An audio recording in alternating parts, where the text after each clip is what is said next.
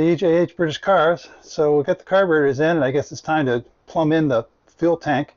So the first thing I'm going to do is get the filler cap done. So let's go take a look at that. So we'll get started a bit, and as you can see, this just barely fits through the hole. I mean, it's probably like a 1/16 of an inch too big, but being rubber, it'll squeeze down. And you really need to have the inlet pipe centered for that. So if it's not quite centered, you can always loosen the straps up and shift the tank a little bit, bolt it back down after. So to install the threaded portion, I cut this down. This is a smaller half, so that was about 1.5 inches. It's the length of the filler neck, plus maybe 1/8, because you can kind of crunch it down a little bit. And then I slid that in, and it just fit. Been using plenty of this silicone lubricant to make everything slide around easier. So that's in there. Now I haven't tightened my upper clamp because this is supposed to face with the clicker on the driver's side. So depending whether you left or right hand drive changes it. So I want to screw this in and get it snug, and then see where it's pointing, and then I can slide that around on the clamp. So there it is, all down. So I cut that rubber tube down, push it on there, and then there was just enough room to slide the threaded portion up and under. And I had cut that tube maybe 1/8 of an inch long, and that just squeezed out of the way. Brought it back over, slid the tube up, and then that threaded portion really needs to be centered quite well on that. So the tank was loose. I got it centered, got that bolt started, and then I snugged the tank back down.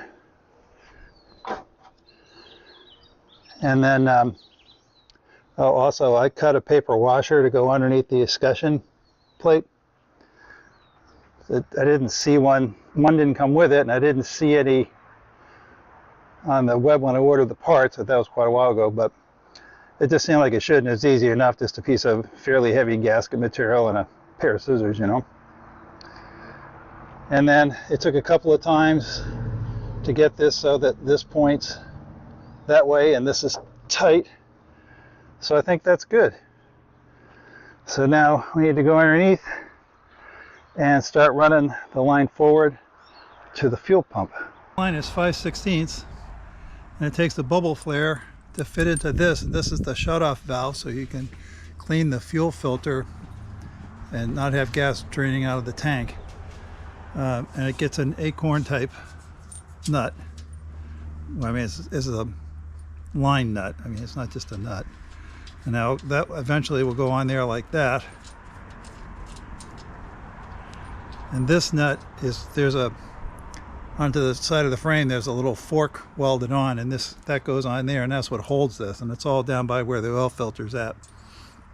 The flex line that goes from here, which is that same type of connection as here, only it's on the end of a flexible line, and the other end is male. Basically it just turns in, but the end of it's turned off like a flare fitting, so it looks an awful lot like a brake hose. Anyway, so I'm going to go set this into the frame, and obviously got to straighten this coil out. This is 25 feet that I had bought at some point to have it stock in the garage. Feed it through the frame, figure out what the length is, and then cut it to length. And then, because it's got a short rubber hose connector, what I like to do is take the bubble flare tool and just don't do a full bubble flare, but make a little bump there, and that helps to make sure the line doesn't fall off. So we'll get started on that. I'm also going to need to put a pretty tight curve right here, because that shutoff valve is sitting in the frame. It's actually leaning towards the front bumper like that a little bit. So we got to bend this through about probably 110 degrees or so, and at the appropriate height to fit through whatever goes into in the frame. There's the fork in the frame where that piece is going to come. That line's got to come down here and turn, come across here, and then I pick up in these clips through the frame. Some more clips here, over through the frame again, and then back to here. And there are no clips that I see at this point, so I'm not quite sure. Here's the other end of the line from the tank, so it's got to get up there. So I think probably what we'll do is we'll run along the frame to here and then come up. So here's the first bit. So I put this bend in first, and I put a little sideways bend just to get it to clear the edge of the frame. Now I'm going to get it to lay into the frame. I'm just going to use a pipe bender like that, or I got a couple of different radiuses that are all similar to this, because I just want it to look nice. Flare on the short piece coming out of the tank. I've actually made that a bit bigger than I intended to, but it'll be all right. And there's the smaller flare on the end of that pipe. So that's our new gas line. It runs over there. So try to keep it away from the muffler as much as we can down into the frame. Added a clip there and added a clip here, then through the hole in the frame. And then there's a factory clip, hole in the frame, 2 factory clips, and back to here. So that's it. One thing I'll mention is it's sometimes easier to put these clips on the pipe and then push the clips into the hole. Not in this right here, it was easier doing that just because the pipe doesn't move that much. All I have left to do now is to reinstall this pipe in that hole, and then it gets, I don't know, 6 inches of neoprene fuel line. See, that'll go there. The 2 pipes are 1.5 inches or so apart. You just get a piece of neoprene on there and a couple of clamps. Well, there it is, all buttoned up. So connections tightened, flexible line, 2 clamps.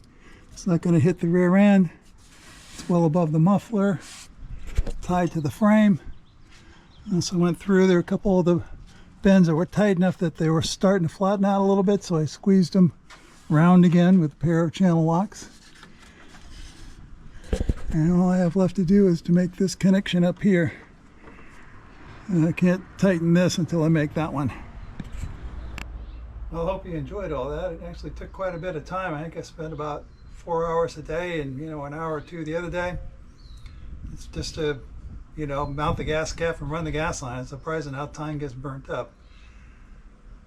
Anyway, so it's all in place now.